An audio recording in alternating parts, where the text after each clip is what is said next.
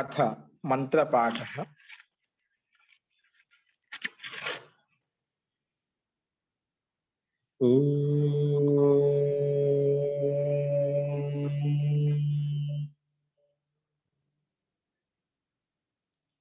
సహనావతు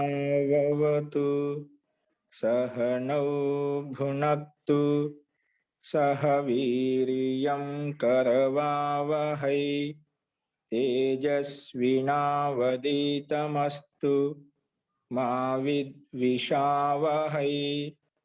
ఓం శాంతి శాంతి శాంతి. సర్వేభ్యో నమః.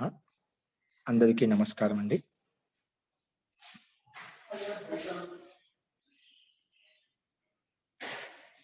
మనము సమాధి గురించి చెప్పుకుంటున్నాము.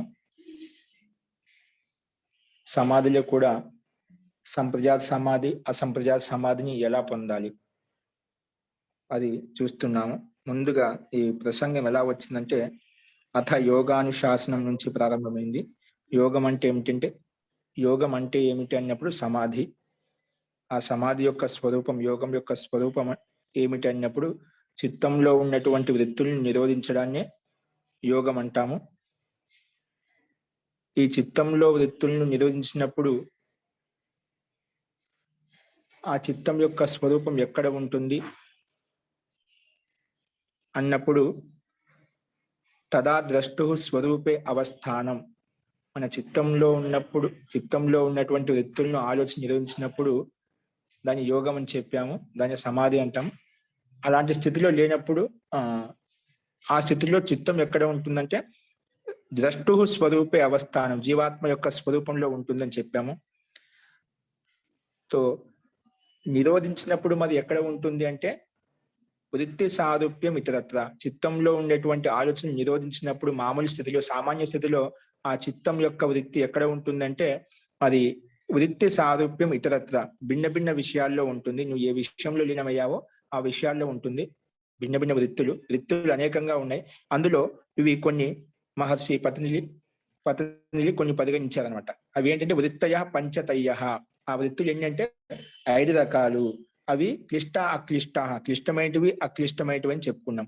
ఏంటి అక్లిష్టమైనటువంటి ఆ వృత్తులు అంటే ప్రమాణ, విపర్యయ, వికల్ప, నిద్ర, స్మృతయ అని చెప్పుకున్నాము. ఈ 5 రకాల వృత్తులు. ఈ 5 రకాల వృత్తులు ఏదో ఒక వృత్తిలో ఖచ్చితంగా ఉంటుంది. వీటన్నిటికీ మనం పరిభాష చెప్పుకున్నాము. ప్రమాణ వృత్తి అంటే ప్రత్యక్ష అనుమాన ఆగమాహ ప్రమాణాన్ని. విపర్యయం అంటే విపర్యయో మిథ్యా జ్ఞానం అతద్రూప ప్రతిష్టం, ఇక్కడ విపర్య వృత్తి ఇచ్చాడు. నెక్స్ట్ శబ్ద జ్ఞానానుపాతి వస్తు శూన్యో వికల్ప, ఇక్కడ వికల్ప వృత్తి ఇచ్చాడు. అదేవిధంగా అభావ ప్రత్యయాలంబన వృత్తి నిద్ర అని చెప్పి నిద్ర వృత్తి చెప్పుకున్నాం. నెక్స్ట్ అంతిమ అనుభూత విషయ అసంప్రమోష స్మృతి. అనుభూత విషయ అసంప్రమోష, అనుభవించినటువంటి స్మృతి ఏదైతే ఉందో వాటిని స్మరణం తెచ్చుకొని వాటిని మాటికి సుఖానుభూతిని పొందుతూ ఉంటాం. అలా సుఖానుభూతిని పొందడానికి అయితే వృత్తి పనిచేస్తుందో దాన్ని స్మృతి వృత్తి అంటాం. ఈ రకంగా మన చిత్తం అనేది ఏదో ఒక వృత్తిలో ఉంటుంది.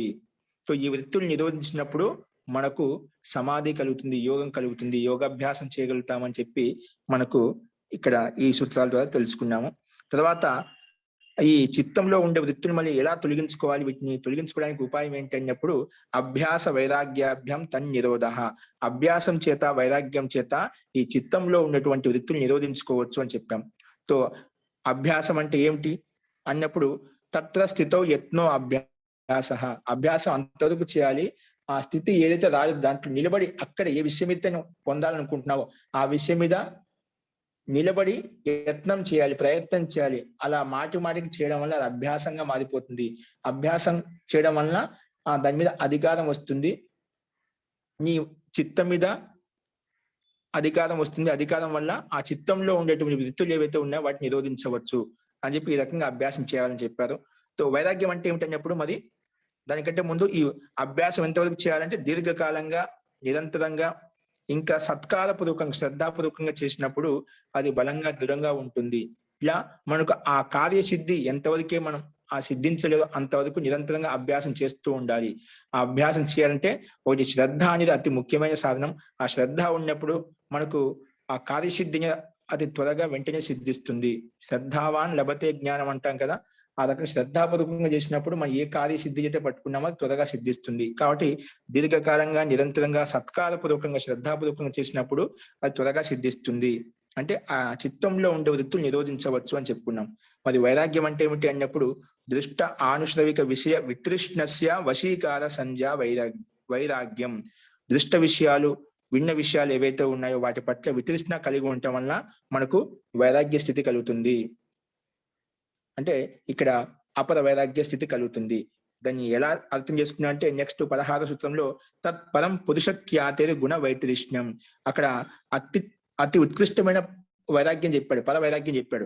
అది ఎలా కలుగుతుంది? పురుష ఖ్యాతి, పురుషుని ఖ్యాతించడం వలన, పురుషుని సాక్షాత్కారం చేసుకోవడం వలన పర వైరాగ్యం కలుగుతుంది. దీన్ని బట్టి ముందుది అపర వైరాగ్యం అని అర్థం చేసుకుంటాం. అది పర వైరాగ్యం ఎలా కలుగుతుందంటే పురుష ఖ్యాతి, పురుషుని అంటే ఆత్మ యొక్క సాక్షాత్కారం చేసినప్పుడు గుణ వైతృష్ణ్యం, గుణాల పట్ల కూడా మనకు ఏ శుభకర్మలు చేయాలన్నా అశుభకర్మలు చేయాలన్నా ఖచ్చితంగా సత్వగుణం, రజోగుణం, తమగు ఈ గుణాలు ఖచ్చితంగా అనివార్యంగా ఉంటాయి.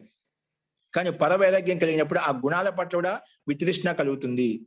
ఆ గుణాల పట్ల వితృష్ణ కలగడం వల్ల పరవైరాగ్యం కలిగి ఆత్మ సాక్షాత్కారాన్ని, పరమాత్మ సాక్షాత్కారాన్ని పొందగలుగుతారు. ఇది అందుకే ఉత్కృష్టమైనటువంటి వైరాగ్యం, ఇది పరవైరాగ్యం అంటాము. సో ఈ రకంగా మనం అభ్యాసం ద్వారా, వైరాగ్యం ద్వారా చిత్తంలో ఉండే వృత్తి నిరోధించుకోవచ్చు అని చెప్పి ఈ 2 ఉపాయాలు చెప్పుకున్నాం. సో ఈ అభ్యాసం, వైరాగ్యం ద్వారా చిత్తంలో ఉండేటువంటి వృత్తులు నిరోధించి ఏ లాభాలు కలుగుతాయంటే సంప్రజాత సమాధి గాని, అసంప్రజాత సమాధి గాని కలుగుతాయని చెప్పాం. అందులో సంప్రజాత సమాధి అంటే ఏమిటి? దానికి 4 రకాలు చెప్పుకున్నాం. వితర్క, విచార, ఆనంద, అస్మిత రూపానుగమాత్ సంప్రజ్ఞాత. వితర్క సమాధి, విచార సమాధి, ఆనంద సమాధి, అస్మిత సమాధి ఏదైతే ఉందో వాటిని అనుభూతిని పొందడం వల్ల, అనుభూతి కలగడం వలన, అంటే ఈ రకంగా ఈ సమాధిలో వెళ్ళడం వల్ల, అంటే అది స్టెప్ బై స్టెప్ ఆ సాధన యోగాభ్యాసం చేసినప్పుడు ఇదే క్రమంలో ముందు ఏదో ఒక విషయం ఉంటుందని చెప్పాను. సాధన చేసేటప్పుడు ఆ విషయం పట్ల ముందు తర్క వితర్కం చేస్తాం, తర్వాత విచారం కలుగుతుంది, తర్వాత నిశ్చయం అవుతుంది, నిశ్చయం కలిగినప్పుడు ఆనందం కలుగుతుంది. ఆ రకంగా ఆ విషయ వస్తువు ఏదైతే ఉందో అక్కడ యథార్థ జ్ఞానం కలిగినప్పుడు అదే సంప్రజాత సమాధి అంటాము. ఆ రకంగా సంప్రజాత సమాధి మనకు కలుగుతుంది. అసంప్రజాత సమాధి అంటే ఏమిటన్నప్పుడు మళ్ళీ విరామ ప్రత్యయాభ్యాస పూర్వ సంస్కారో శేషో అన్యః. ఇప్పుడు ఆ సంప్రజాత సమాధి ద్వారా ఏదైతే జ్ఞానం ఉత్పన్నమైందో, వైరాగ్యం ఉత్పన్నమైందో, ఆ సంప్రజాత సమాధికి నిమిత్తం చేత, ఆ వైరాగ్యం చేత, అలాగే ఆ ఒక్క విషయాన్ని కూడా వదిలిపెట్టి అక్కడ సంప్రజాత సమాధిలో ఒక విషయం పట్లను కేంద్రీకరించావు. ఆ అసంప్రజాత సమాధిలో ఆ ఒక్క విషయం సర్వవృత్తి నిరోధే. ఎందుకంటే యోగం అంటే సర్వవృత్తి నిరోధే అని చెప్పాం. అన్ని వృత్తులు నిరోధించినప్పుడు అది సమాధిలోకి వెళ్ళిపోతుంది, అసంప్రజాత సమాధిలోకి వెళ్ళిపోతుంది. సర్వవృత్తి నిరోధే. సంపూర్ణ విషయాలను పూర్తిగా నిరోధించినప్పుడు ఆ విరామం అయిపోతుంది, వృత్తులు విరమించిపోతాయి, నిలబడిపోతాయి. అలాంటి స్థితిని మాటి మాటికి అభ్యాసం చేయడం వల్ల ఒక సంస్కారం ఏర్పడుతుంది. ఆ సంస్కారాలు మాత్రమే స్థిరంగా ఉంటాయి. అటువంటి స్థితి ఏదైతే ఉందో దాన్ని అసంప్రజాత సమాధి అని చెప్పుకున్నాము. కాబట్టి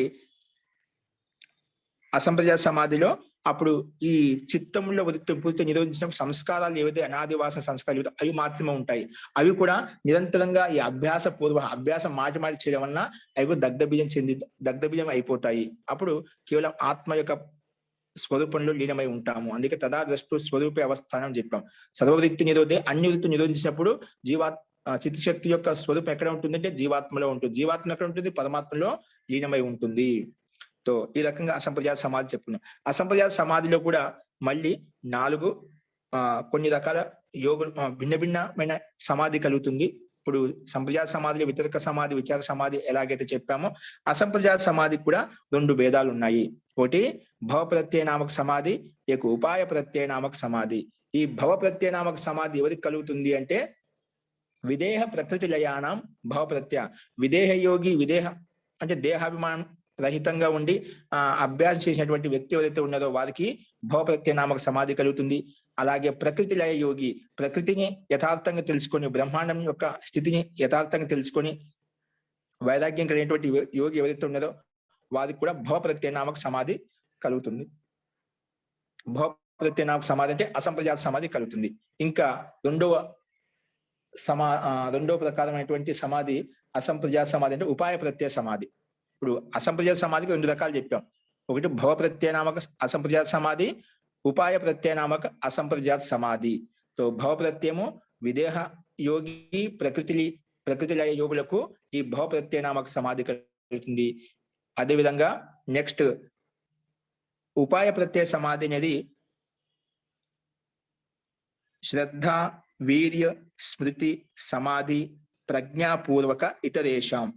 ఇది శ్రద్ధతోటి, వీర్యం ఉత్సాహంతో, స్మృతితోటి, సమాధి ఏకాగ్రత తోటి, తర్వాత దాని ద్వారా ఉత్పన్నమైన ప్రజ్ఞ, విశిష్టమైన ప్రకృష్టమైన జ్ఞానం ఏదైతే ఉందో దాని ద్వారా ఎవరైతే సాధన చేస్తారో, ఈ ఉపాయాలతో ఎవరైతే సాధన చేస్తారో వారికి ఉపాయ ప్రత్యయనామక సమాధి కలుగుతుంది. అంటే అసంప్రజాత సమాధిని పొందడానికి ఈ రకాలుగా ఈ పద్ధతుల్లో ఒక్కొక్క యోగి ఒక్కొక్క రకంగా ప్రయత్నం చేసి అభ్యాసం చేసి ఆ సమాధి స్థితిని పొందగలుగుతారు. కాబట్టి ఈ రకంగా విదేహ యోగి ప్రకృతి లయ యోగులకు భవ ప్రత్యయనామక సమాధి కలుగుతుంది. అదేవిధంగా ఈ యోగి కాకుండా భిన్నమైన యోగి ఎవరు?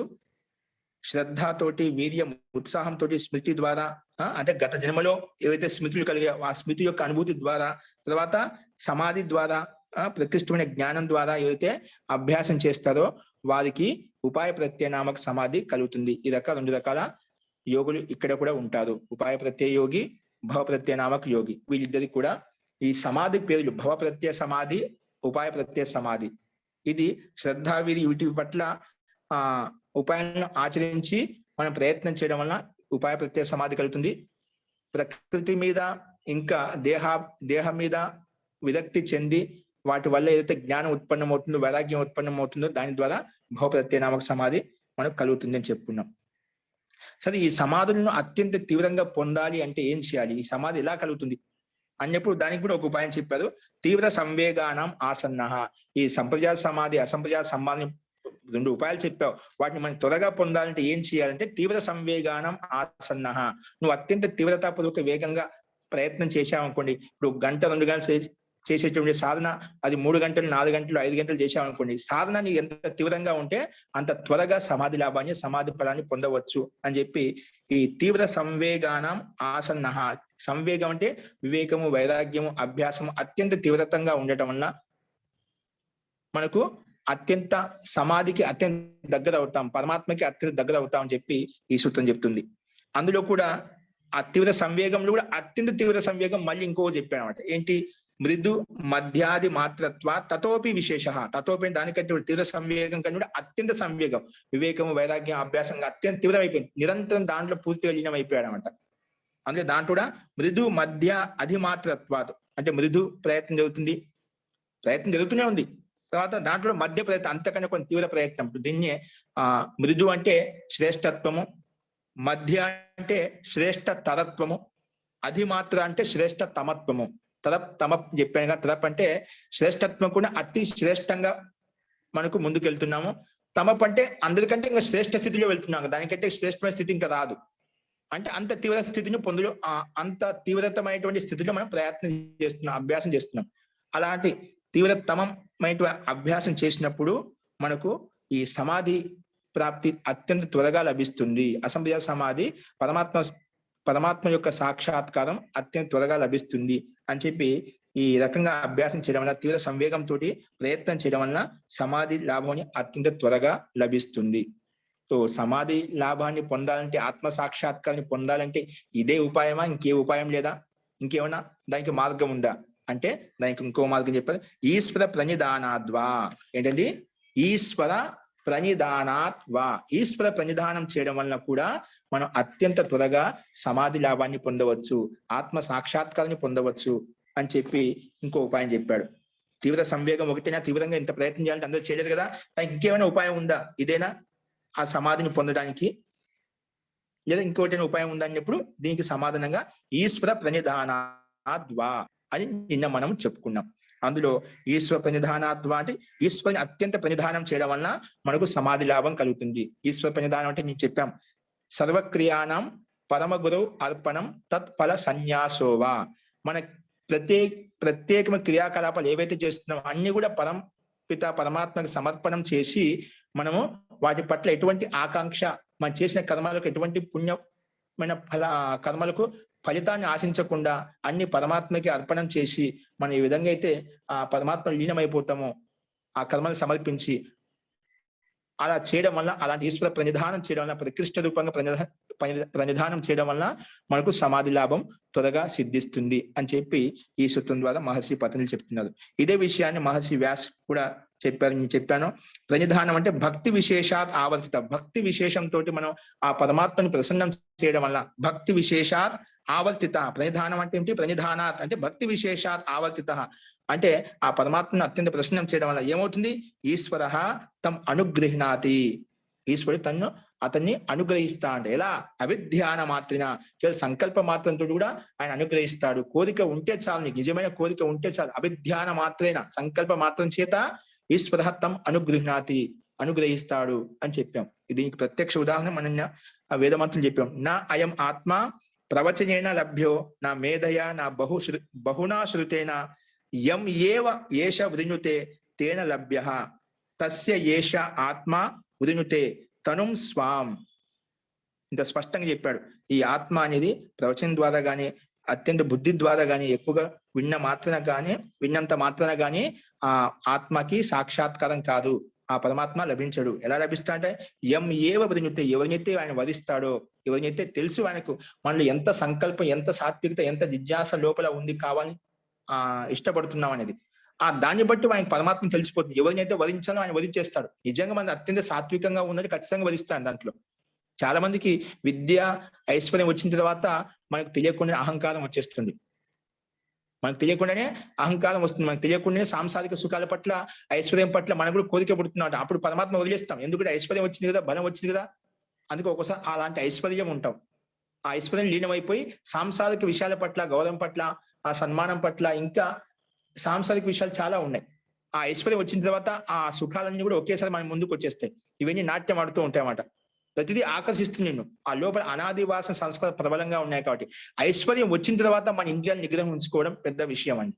అందుకే ఏమంటున్నారంటే ఇక్కడ ఎం ఏవ ఊరిక విద్య ఉన్నంత మాత్రాన, ఎక్కువ ప్రవచనం చేసినంత మాత్రం మనకు అందుకే ఎందుకు లభించాలంటే ఇందుకోసం మాట. అది ఇంకా ఎక్కడో మన లోపాలు ఉన్నాయి, వాటిని ఇంకా దృఢపరచాలి, బలపరచాలి. కాబట్టి అందరిని వధించడం లేదు. ఎం ఏవ వృణుతే, ఎవరినైతే వధిస్తాడో అతనికే తేన లభ్య, అతనికే ఆ పరమాత్మ యొక్క సాక్షాత్కారాన్ని చూపిస్తాడు. అందుకే ఏష ఆత్మ స్వాం తను వృణుతే, అతని యొక్క తను శరీరం యొక్క స్వరూపం ఏదైతే ఉందో, తను అంటే శరీరం, అంటే ఆయన యొక్క స్వరూపం ఏ రకంగా ఉందో అది వారికే ప్రకటింపజేసేలా చేస్తాడు, వారికే సాక్షాత్కారం ఇస్తాడు. కాబట్టి అదే ఇక్కడ మహర్షి వ్యాసుడు ఈశ్వర తమ అనుగ్రహణాదే, ఎలాగా? అవిధ్యాన మాత్రం చేత ఆయన వధిస్తాడు. నిజంగా సంకల్పం ఉంటే ఆయన ఖచ్చితంగా సాక్షాత్కారం అవుతాడు. అందుకే తద అవిధ్యాన మాత్రదపి యోగిన ఆసన్నతమ, అలా అవిధ్యానం చేయడం వల్ల, సంకల్పం వాళ్ళ ద్వారా కూడా ఆ యోగ సాధన చేయడం కోసం, యోగాభ్యాసం చేయడం కోసము ఆత్మకి అత్యంత దగ్గర అవుతారు.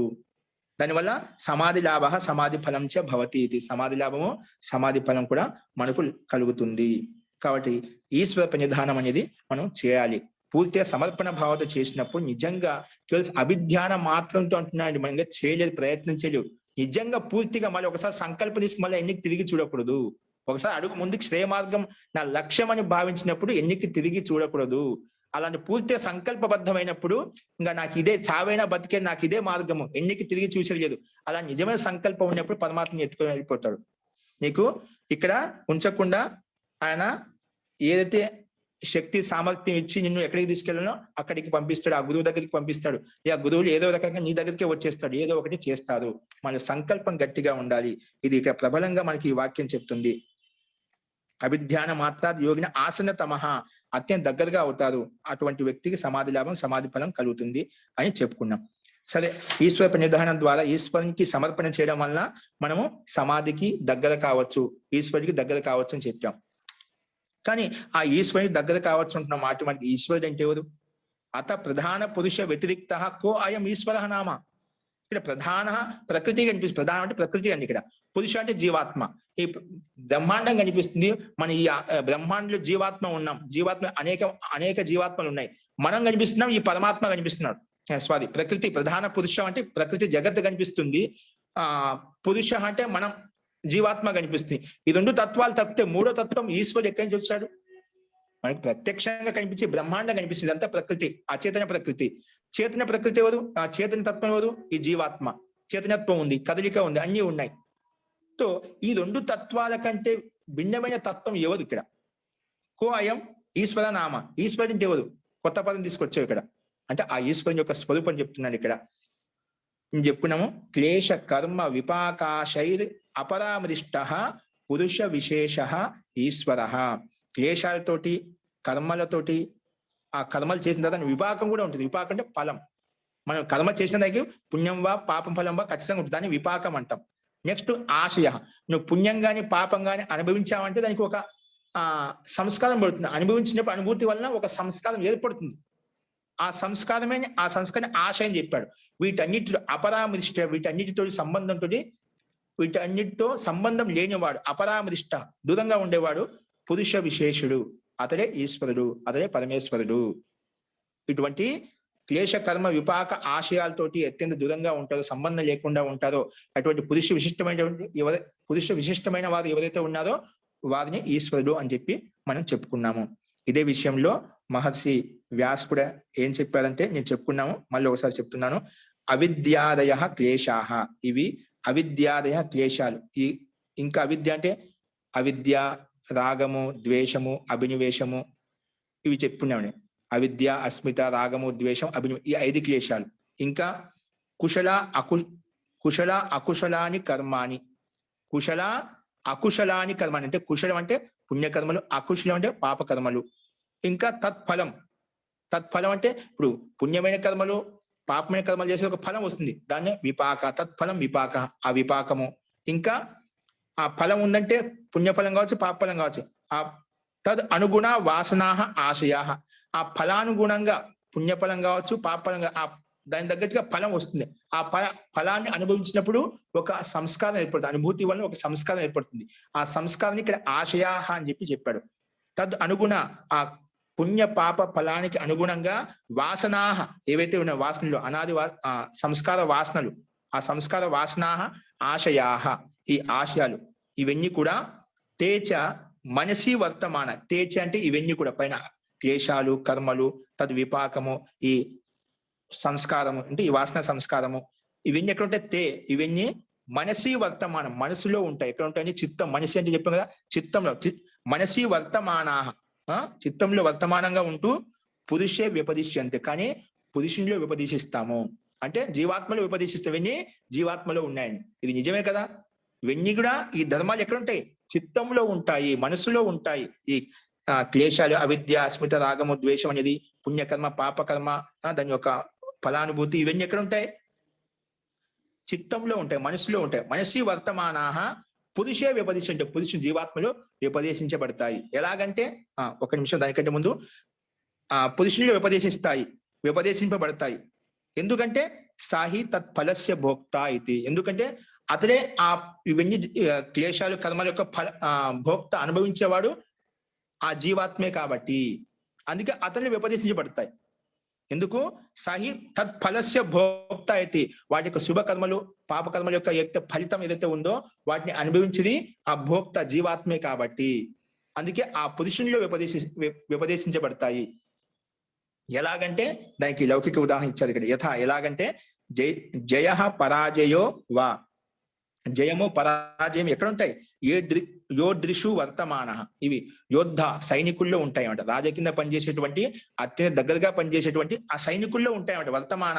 కానీ స్వామిని వ్యపదిశ్యంతే. కానీ ఈ జయం పరాజయం ఆ సైనికుల్లో మనం చెప్తామా? కానీ ఆ రాజా ఎవరైతే ఉన్నారో, వాళ్ళ స్వామి ఎవరైతే ఉన్నారో వారిలో వ్యపదిస్తాం. పలాని రాజా ఓడిపోయాడు, పలాని రాజా గెలిచాడని చెప్పి ఆ ఈ గెలుపు ఓటమి నుండి ఆ రాజా స్వామి ఎవరైతే ఉన్నారో వానిలో వ్యపదేశిస్తాము. అలాగే ఇక్కడ కూడా ఇవన్నీ ధర్మాలు, క్లేశాలు, కర్మలు, వాసనలు ఏవైతే ఉన్నాయో ఇవన్నీ మనసులో ఉంటాయి. కానీ ఎక్కడ వ్యపదేశం అవుతుంది? జీవాత్మలో వ్యపదేశించబడుతున్నాయి. ఈ విధంగా జయ పరాజయము సైనికుల్లో యోదృషు వర్తమానంలో ఉన్నప్పుడు కూడా మనం ఆ రాజా స్వామి ఎవరితో వాళ్ళు వ్యపదేశించబడతాయి. ఎందుకంటే దానికి తత్ఫలస్య భోక్త, కర్త ఎవరు? అక్కడ రాజా స్వామి. ఎందుకంటే కష్ట దుఃఖం వచ్చి ఆ రాజుకే వస్తే, సైనికులకు రాదు. వాళ్ళకి ఏదో ఒకటి పూర్తి చేసేస్తాడు అన్నమాట రాజా. అలాగే ఇక్కడ కూడా ఈ చిత్తం అనేది ఒక నిమిత్తం, అత్యంత ఆత్మకు జీవాత్మకు అత్యంత దగ్గరగా పాలించేసేటువంటి ఒక సైనికుడు లాంటిది అనమాట ఈ చిత్తం. ఇవన్నీ అక్కడే ఉంటాయి, కానీ దాని వ్యపదేశం పురుషునిలోనే మనం వ్యాఖ్యానిస్తాం. ఎందుకంటే పురుషుడే తత్ఫలస్య భోక్త, ఎందుకంటే అనుభూతిని పొందేది ఆ జీవాత్మే కాబట్టి, పరమాత్మే ఆ జీవాత్మే కాబట్టి తత్ఫలస్య భోక్త జీవాత్మ. అందుకే వీటన్నిటితోటి ఈ విధంగా అయితే మనం వెన్ను మనసులో ఉన్నటువంటి వాటిని కర్మలను పురుషుని ఉపదేశిస్తున్నామో, అలాగే జయాపరాజయము మనం స్వామిలో ఉపదేశిస్తున్నాము. ఇటువంటివి ఏవైతే ఉన్నాయో యో హి అనేన భోగేన అపరామృష్ట స పురుష విశేష ఈశ్వర. ఇవన్నీ ఎటువంటి మన భోగాలు ఏవైతే చెప్తున్నారో, పుణ్యభోగ అది పాపం వల్ల వచ్చేటువంటి పుణ్యం వల్ల వచ్చే భోగాలు ఏవైతే అనుభవిస్తున్నామో వీటన్నిటితోటి యోహి అనేన భోగేన, ఈ భోగాలతో అపరామృష్ట అంటే ఈ భోగాలకు సంబంధం, ఈ భోగాల యొక్క బంధంలోకి ఎవరైతే రాదో అపరామృష్ట స అతనే పురుష విశేషుడు, అతనే ఈశ్వరుడు, పురుష విశేష ఈశ్వరుడు అని చెప్పుని. ఇటువంటి క్లేశ కర్మ విపాక ఆశయాలకు సంబంధం లేనివాడు అతనే ఈశ్వరుడు అని చెప్పాము. అది మనం ఒక ఈశ్వరుని గుర్తించాలి. ఎవరు ఈశ్వరుడు, ఎవరు పరమాత్మని ఎలా గుర్తించాలంటే ఇటువంటి కర్మ బంధంలోకి ఎవరైతే రాదో వారే ఈశ్వరుడిగా పరిగణించాలి, వారినే స్తుతించాలి, వారినే ఉపాసించాలి. అంతేగాని ఈశ్వరుని యొక్క పరిభాష తెలియకుండా మనం ఉపాసించామనుకోండి, ఎవరి దగ్గర ఏదైతే ఉందో వారిని ఆశిస్తే అవి వస్తాయండి. ఎవరి దగ్గర ఏం లేదో అది నాకు అది కావాలి కావాలని చెప్పి ఆశిస్తే వస్తుందా? కాబట్టి ఇప్పుడు ఒక బలవంతుడు మనకి ఏదో ఒక బలం కావాలి, యుద్ధం చేయాలంటే బలమైన రాజు దగ్గరికి వచ్చి మనం అర్థిస్తాం. ఆ రాజు దగ్గరికి వెళ్ళి నాకు సహాయంగా ఉండని చెప్పి ఆ బలమైన రాజు దగ్గరికి వెళ్ళి అర్థిస్తాం. ఎవరి దగ్గర ఆ బలం లేదో, ఆ శక్తి లేదో అటువంటి రాజు దగ్గరికి వెళ్ళి మనం ప్రార్థించామనుకోండి, దానివల్ల మనకి బలం వస్తుందా? ఎవరి దగ్గర ఏవైతే అత్యంత ఉత్కృష్టమైన గుణగణాలు ఉన్నాయో వారి దగ్గరికి వెళ్ళి మనము స్తుతిస్తే ప్రార్థిస్తే అవి మనకు వర్తిస్తాయి. కాబట్టి ఎవరి దగ్గర ఏముంది మనం తెలుసుకోవాలి. ఎవరు అసలుకి అతని యొక్క స్వరూపం ఏంటి, వాటిలో ఉండే గుణాలు ఏంటి యథార్థంగా తెలుసుకున్నప్పుడు వాటిని స్తుతించవచ్చు, ప్రార్థించవచ్చు. సో మొత్తానికి ఇటువంటి కర్మలతో సంబంధం లేని వారు ఎవరైతే ఉన్నారో అతనే పురుష విశేషమైనటువంటి వారు, అతని ఈశ్వరుడు అని చెప్పి మనం ఇక్కడ వ్యాస భాషలో కూడా మహర్షి చెప్తున్నాడు. అదే తర్వాత ఏం చెప్పాడు కింద చూసుకుని, కైవల్యం ప్రాప్తాహ తరిహి సంతి చ బహవః కేవలినః. ఇలా కైవల్యం పొందినటువంటి వాళ్ళు కేవలినః బహవః సంతి. కేవలిన అంటే కేవలం ఆత్మస్వరూపంలో లీనమైన కేవలి అంటాం. అందుకే కేవలి జ్ఞాని అంటే కేవలం ఆత్మస్వరూపంలో లీనమైన వ్యక్తిని కేవలి జ్ఞాని అంటాం. అందుకే కైవల్య పదం. కేవలస్య భావః కైవల్యం, కేవలం ఆత్మస్వరూపంలో లీనమైన చిత్తము బుద్ధి ఇవన్నీ ఏం పనిచేయడం లేదు, కేవలి జ్ఞాని. అలాగే కేవలినః బహవః సంతి, కైవల్యం ప్రాప్త, కైవల్యం పొందినటువంటి కేవలి యోగులు సాధకులు చాలా మంది ఉన్నారు. అంటే ముక్తిని పొందినటువంటి యోగ సాధకులు చాలా మంది ఉన్నారు, కైవల్యంలో చాలా మంది ఉన్నారు. అందుకే కైవల్యం ప్రాప్త, కైవల్యం ముక్తిని పొందినటువంటి వాళ్ళు సంతిచ బహవః చాలా మంది ఉన్నారు. ఎవరు? కేవలినః ముక్త పురుషులు చాలా మంది ఉన్నారు. తేహి త్రీని బంధనాన్ని చిత్వ, ఈ మూడు బంధనాలు సాంసారిక బంధనాలను చిత్వ దాన్ని తెలుసుకొని కైవల్యం ప్రాప్త, ఈ సాంసారిక బంధనాలు ఏవైతే ఉన్నాయో వాటి తెలుసుకొని వాళ్ళు ఎక్కడికి వెళ్ళే కైవల్యాన్ని పొందారంటే ముక్తిని పొందారు చాలా మంది ఉన్నారు. అందుకే మనం కూడా చాలాసార్లు ముక్తిలోకి పోయి వచ్చామండి, మళ్ళీ వచ్చాం. ఎందుకంటే సీమిత కర్మలకు ఫలితం సీమితంగానే ఉంటుందండి. ఇప్పుడు మనం కూడా చాలా సార్లు, ఎందుకంటే ఈ జీవాత్మ పరమాత్మ ఈ ప్రకృతి యొక్క సంబంధం అనాది సంబంధం. ఇప్పుడు స్టార్ట్ అయిందని కాదు, ఇప్పుడు ఎండ్ అవుతుందని కాదు, అనాది కాలం నిరంతరం నడుస్తూ ఉంది. మనం ఎన్నో ఏళ్ళ నుంచి పోయి వచ్చాం, మళ్ళీ తిరిగి వాపసు వచ్చాం, మళ్ళీ కర్మను బట్టి మళ్ళీ వాపసు వచ్చాం. అంటే దీర్ఘకాలంగా ఉంటుంది ముక్తి కాలం, అత్యంత దీర్ఘకాలంగా ఉంటుంది. ఆ తర్వాత సీమిత కర్మలకు ఫలం దానికి పూర్తిగా అయిపోయిన తర్వాత మళ్ళీ సామాన్య జన్మ కలుగుతుంది. ఆ జన్మ ప్రకారం మన సుఖ దుఃఖాలు మనకు వర్తిస్తాయి. కాబట్టి ఆ సంస్కారం మనలో ప్రబలంగా ఉన్నాయి కాబట్టి మనం ప్రయత్నం చేస్తూ ఉన్నాం. అస్తు తో కైవల్యం పొందిన వాళ్ళు చాలా ఉన్నారు ముక్త పురుషులు అని చెప్పారు.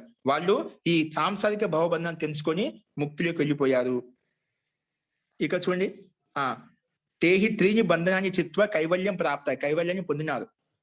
ఈశ్వరస్య తత్ సంబంధో నా భూతో నా భావి. కానీ ఇటువంటి కైవల్యం పొందేటువంటి స్థితి పరమాత్మకు అవసరం లేదు, జీవాత్మకు అవసరం. ఈ సాంసారిక బంధనాలను ఎందుకు అనుభూతిని పొందేది జీవాత్మ కాబట్టి అందుకే ఈ బంధనాలను తెలుసుకొని కైవల్యానికి వెళ్ళిపోతుంది, ముక్తికి వెళ్ళిపోతుంది. అటువంటి సంబంధం ఇక్కడ లేదు. ఈశ్వరునికి తత్ సంబంధం, ఆ సంబంధం నా భూతో నా భావి, నా భూతకాలం ఎప్పుడు అలా ఉండేది, పోయిన కాలం ఎప్పుడైనా గత కాలంలో అలా ముక్తిలోకి వెళ్ళిపోయింది, తర్వాత వెళ్ళిపోతుంది, అలాంటి స్థితి ఎప్పుడు రాదు.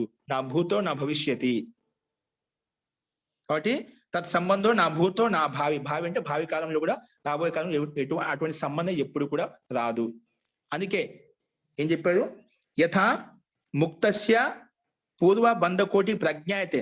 ముక్త పురుషుడికి పూర్వంలో బంధకోటి ఉన్నది కంటే ముక్తిలోకి వెళ్ళిపోయాడు. ఏంటి వెళ్ళిపోవాల్సిన అవసరం ఉంది? అయినా పూర్ణ పురుషుడు కాదు, పూర్ణ ఆనంద స్వరూపుడు కాదు. అందుకే పూర్ణ బంధకోటి బంధనాలు ఎదుర్కొని దాని తర్వాత దాన్ని తెలుసుకొని అభ్యాసం ద్వారా ముక్తిలోకి వెళ్ళిపోయారు. అందుకే ముక్తస్య ముక్త పురుషుడికి పూర్వ బంధకోటి ప్రజ్ఞాయతే. బంధకోటి బంధనం, సాంసారిక బంధనం అనేది ప్రజ్ఞాయతే, ప్రకృష్ట రూపంగా మన జ్ఞాయత కనిపిస్తుంది. నా ఏవం ఈశ్వరస్య, నా ఏవం ఈశ్వరస్య, ఈశ్వరునికి అటువంటి బంధకోటి లేదు. యథా ఇంకోటి ఉదాహరణ చెప్తున్నాడు, ప్రకృతి లీనస్య ఉత్తరా బంధకోటి సంభావ్యతే. అదేగా ప్రకృతిలో లీనమైనటువంటి మనం చెప్పిన ప్రకృతి లయానం భవ ప్రత్యయం అని చెప్పి, అట్లా ప్రకృతి లీనం అంటే సంసారం, మనలో ఉండే సంస్కారాలు ఏవైతే దగ్ధబీజం కానంత వరకు యోగి ఎప్పటికైనా ఎటువంటి సంస్కారం వచ్చి మనలో జాగృతం చేస్తుందో కింద పడటానికి ఆస్కారం ఉంటుంది, సంభావన ఉంటుంది అన్నమాట. అందుకే చెప్తున్నాను, ప్రకృతి లీనస్య ఉత్తరా బంధకోటి సంభావ్యతే. బై ఇంత స్థితికి ఉచ్చస్థలమైన యోగి పై స్థితిలోకి వెళ్ళిపోయారు, తర్వాత కింద ఇంకా పైకి వెళ్ళిపోతాను కాదు, ఎప్పుడైనా బంధకోటి బంధన సాంసారిక బంధంలో రావడానికి ఆస్కారం ఉంటుంది, సంభావన ఉంటుంది ఎప్పుడైనా కింద పడడానికి. దగ్ధబీజం కానంత వరకు వ్యక్తి ఎప్పుడైనా కింద పడవచ్చు. అందుకే ఋషి మహర్షులు కూడా చాలా మంది అంత స్థితిలోకి వెళ్ళి కూడా ఒక్కోసారి కింద పడుతూ ఉంటారని చెప్పి మనకి పురాణాల్లో చెప్పుకుంటాం, కథలు చెప్పుకుంటాం. ఋషులకు కూడా ఒక్కోసారి సాంసారిక విషయ వాసనలు ఆకర్షిస్తాయి, అక్కడి నుంచి కిందకు వచ్చేస్తుంటారు. ఇంద్రుడు లాంటి వారి కథ విన్నామన్నమాట. అటువంటి పృథ్వీలోకంలోకి వచ్చామట. ఇంద్రలోకంలో అటువంటి ఇంద్రుడే దేవతల యొక్క రాజోది ఇంద్రుడు అనమాట. ఇంద్రుడు కొన్ని సాంసారిక విషయ వాసనల పట్ల అలాంటి పనులు చేసి కిందికి వచ్చేసామట. ఎప్పుడు ఏ రకంగా స్థితికి అనాది సంస్కారం ప్రబలంగా ఉంటాయి, ఏదో వచ్చి మనం అటాక్ చేసి చెప్పలేమన్నమాట. కాబట్టి దగ్ధబీజ అంతే వరకు మన ముక్తి నుంచి ఎప్పుడైనా కింద పడడానికి ఆస్కారం ఉంటుందా, పోవడానికి ముందే. అందుకే ప్రకృతి లీనస్యాపి అన్ని సాధికారంలో ఉన్నాయి, ఇంద్రియాల వశంలో ఉన్నప్పటికీ కూడా ఉత్తర బంధకోటి ఎప్పుడైనా సాంసారిక బంధంలోకి రావడానికి సంభావన ఉంది. కానీ అలాంటి స్థితి, నాకు మళ్ళీ ఇంత ఎత్తుకి ఎదిగిపోయి ఇంత ఉత్కృష్టమైన స్థితి యోగ సాధన చేశానో నేను మళ్ళీ అక్కడికి కింద పడటానికి సంభావన, అటువంటి స్థితి పరమాత్మకు ఆ ఈశ్వరికి ఉండదు. నా ఏవం ఈశ్వరస్య. ఈ బంధకోటి సంసారిక బంధనాలని అసలుకి ఈశ్వరికి సంబంధమే లేదు. ఈ సంబంధం లేదు కాబట్టి ఆ పురుషుడు అంటాం. అని మళ్ళక సాంసారిక సుఖ దుఃఖాలు అనిపిస్తే ఈశ్వరుడు ఎందుకు వెళ్తాడండి? మళ్ళక మన మాదిరిగా సాంసారిక పురుషుడు అయిపోతాడు.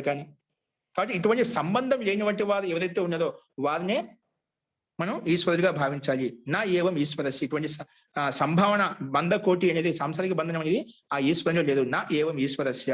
సతు సదైవ ముక్త. అతడు ఎల్లప్పుడూ ముక్తుడు. సదైవ ఈశ్వర. అతడే సదైవ ఈశ్వరుడు.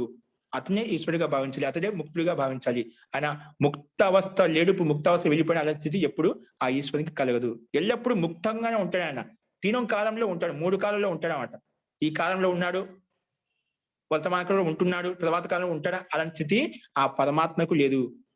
స పూర్వేషాపి గురువు కాలేన అనవచ్చేదాత్. గురువులకు కూడా గురువు ఆయన. కాలేన అనవచ్చేదాత్. కాలాతీతానికి అర్హుడు కాడు ఆయన. ఈ భూతకాలంలో ఉన్నాడు, భవిష్యత్ కాలంలో ఉన్నాడు, వర్తమాన కాలంలో ఉన్నాడని అలా కాలానికి అతీతమైన వాడు. ఎల్లప్పుడూ నిరంతరంగా ఉంటాడు. అందుకే సదైవ ముక్త సదైవ ఈశ్వర ఇతి అని మనం నిన్న చెప్పుకున్నాం. ఇప్పుడు చెప్పండి, నిన్న చాలా మంది అడిగారు, ఇందులో ఎవరికైనా సందేహం ఉంటే చెప్పండి. ఇప్పుడు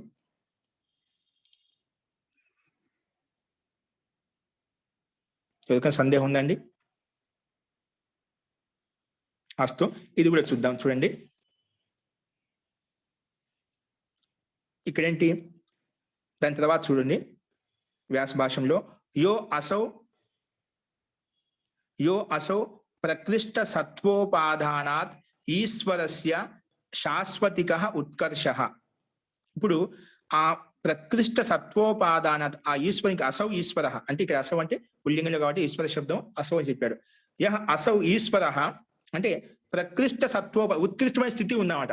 ఉత్కృష్టమైన స్థితి వలన ప్రకృష్ట సత్వోపాదానాత్ ఈశ్వరస్య శాశ్వతిక ఉత్కర్ష స కిం స నిమిత్త అభోస్విత్ నిర్నిమిత్త ఇది.